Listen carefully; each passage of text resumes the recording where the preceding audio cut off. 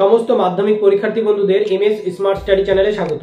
তো বন্ধুরা, আজকে আমি তোমাদের কিন্তু খুবই গুরুত্বপূর্ণ কিছু টিপস বলবো, কারণ তোমাদের পরীক্ষার আর 2 দিন বাকি। এখন আর সাজেশন ফলো করে লাভ নেই।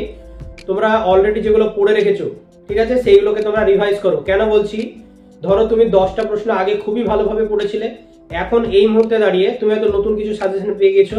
তো সেই সাজেশনগুলো পড়তে গিয়ে দেখা গেল যে ওই কোশ্চেনগুলোকে রিভাইজ করার টাইম পেলে না।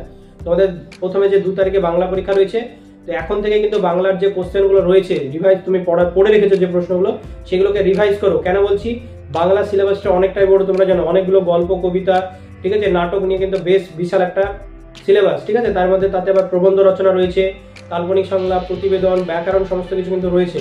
তো এই মুহূর্তে দাঁড়িয়ে তোমরা বাংলার পিছনে বেশি বেশি সময় দাও। কোনো সাবজেক্ট যদি তোমাদের সেখানে গাফিলতি থেকে থাকে, কোশ্চেনের যদি সেই লেভেলে হয়তো করতে পারো নি, তার জন্য তোমরা 2 ঘন্টা আলাদা করে টাইম বের করো। এখন প্রত্যেকটা টাইমই তোমাদের জন্য পড়ার টাইম। ঘুমানোর জন্য 7 ঘন্টা বা 6 ঘন্টা রেখে বাকি 24 ঘন্টার মধ্যে যে টাইমটা পাচ্ছ, শুধু স্নান খাওয়ার জন্য হয়তো 40 মিনিট রাখবে, তার বেশি না। 10 মিনিট স্নান করবে আর 2 বার হয়তো খাবে 10 মিনিট করে। বাকি যত টাইম রয়েছে সবগুলো কিন্তু পড়াশোনার পিছনে দাও, কারণ এই সময়টা কিন্তু আর কখনো ফিরে পাবে না। ফিরে পাবে যদি ফেল করো, তাহলে আরেকবার ফিরে পাবে। তো সেটা তো তোমরা করতে চাও না। তার জন্যই বলছি যে এই টাইমটা কিন্তু একদম মুখ্যম টাইম, ঠিক আছে। এই সময় কিন্তু একদম লোহা গরম হয়েছে, হাতুড়ি এই সময় মারতে হবে, ঠিক আছে। শেষ মুহূর্তে শেষ যে প্রস্তুতি, ঠিক আছে, সেটা হচ্ছে রিভিশন। যার রিভিশন বেশি হবে, অর্থাৎ রিভাইজ বেশি করবে, প্রশ্ন যেগুলো পড়ে রেখেছে সেগুলো বারবার রিভাইজ করবে, তার রেজাল্টই ভালো হবে। মনে রাখবে, ধরো 100 মিটার দৌড় প্রতিযোগিতা যদি লাগানো হয়, তাহলে কিন্তু যে প্র্যাকটিস করে প্রত্যেকদিন সকালবেলায় উঠে, সেও যেমন 100 মিটার দৌড় অনায়াসে পাস করবে, আবার যে প্র্যাকটিস করে না সেও কিন্তু অনায়াসে 100 মিটার দৌড় প্র্যাকটিস করবে। কিন্তু যদি সেই দৌড়টা যদি 800 মিটারের হয়, আবার যদি সেই দৌড়টা আরো বাড়িয়ে 1600 মিটারের হয়, তখন কিন্তু যে প্র্যাকটিস করে সেই কিন্তু দৌড়ে মানে শেষ পর্যন্ত শেষ লাইনে পৌঁছাতে পারবে। যে প্র্যাকটিস করে না সে দেখবে 100, 200, 300 মিটারে গিয়ে হাঁপিয়ে বসে পড়বে। ব্যাপারটা ঠিক অনুরূপ ভাবে তাই, যে প্র্যাকটিস করবে প্রশ্ন বেশি বেশি করে, পরীক্ষা তার ক্ষেত্রে সহজ হয়ে যাবে। আর যে কোশ্চেনে বেশি ঘাটাঘাটি করবে না, তার ক্ষেত্রে কিন্তু সমস্যা হতে পারে পরীক্ষায়। তো তোমাদের যে টেস্ট পেপার রয়েছে এবং রাইভার্টিনের যে কোশ্চেন ব্যাংক রয়েছে, ঠিক আছে, সেই সমস্ত প্রশ্নগুলোকে এখন তোমরা দেখো, যে প্রত্যেকটা সেট বের করো। এই মুহূর্তে কিন্তু দেখার সেই জায়গাটা কিন্তু এখনই। তো কোশ্চেনগুলো দেখে কতগুলো পারছো, জাস্ট টিক মারতে মারতে যাও, ঠিক আছে। তোমাকে লিখতে হবে না, বলতে হবে না, কিছু করতে হবে না। কোশ্চেন দেখলেই চিনতে পারবে যে তুমি এই প্রশ্নটার উত্তর পারবে না পারবে না। এইগুলো যারা ভালো রেজাল্ট করতে চাও, বারবার বলছি, এই জিনিসগুলো কিন্তু এখন থেকে করো। এখন আর নতুন কোনো প্রশ্ন পড়তে হবে না।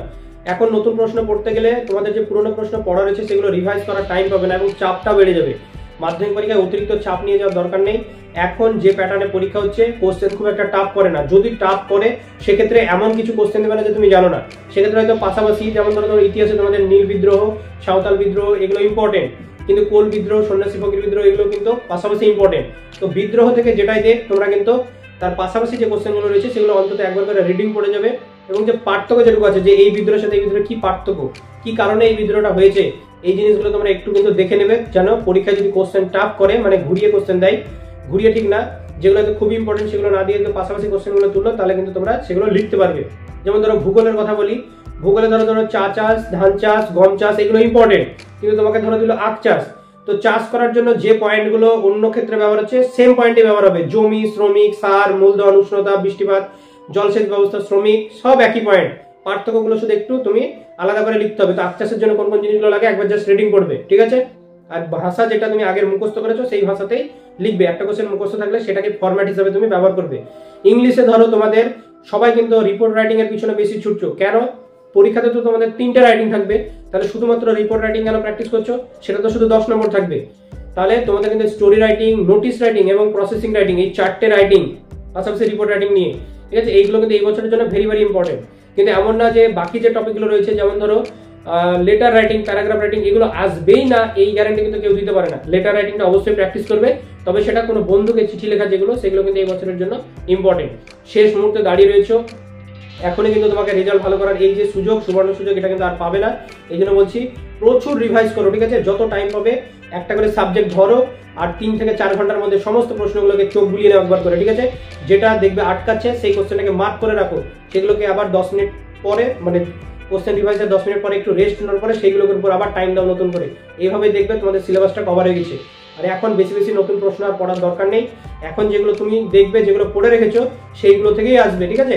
সেইগুলো থেকেই তুমি প্রশ্নের উত্তর সমস্ত কিন্তু করে আসতে পারবে। পাশাপাশি আমি রিভিশন ক্লাস নিয়ে আসবো খুব শীঘ্রই, ঠিক আছে, যেখানে কিন্তু 10 থেকে 15 মিনিটের হয়তো একটা ভিডিও হবে এক একটা সাবজেক্টের উপরে। সেখানে না থাকবে কোনো সাজেশন, সেখানে শুধুমাত্র আলোচনা হবে।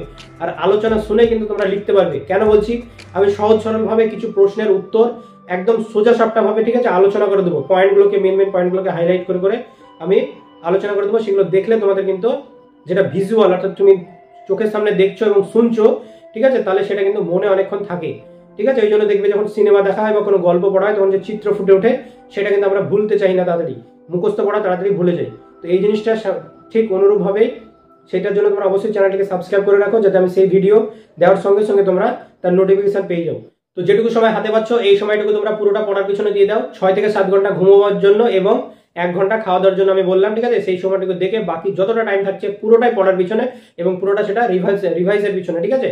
নতুন প্রশ্ন এখন আর নতুন করে পড়ার দরকার নেই। যদি দেখো সেটা খুবই ইম্পর্টেন্ট, ঠিক আছে, যে স্যারে বারবার বলছে যেটা আসতে পারে তোমার পড়া নেই, তাহলে সেই কোশ্চেনটা অল্প সময়ের মধ্যে পড়ে নেবে, ঠিক আছে। এক্সট্রা অতিরিক্ত প্রশ্ন করার কিন্তু আর দরকার নেই। তো যাই হোক, ভালো থাকো, সুস্থ থাকো, ঠিক আছে। চ্যানেলটিকে সাবস্ক্রাইব করে রাখো এবং এই ভিডিওটি বন্ধুদেরকে শেয়ার করে দাও, যাতে তারাও ভিডিওটা দেখে কিছুটা উপকৃত হয়, ঠিক আছে। আজকে এই পর্যন্ত, দেখা হচ্ছে আবার পরের ভিডিওতে।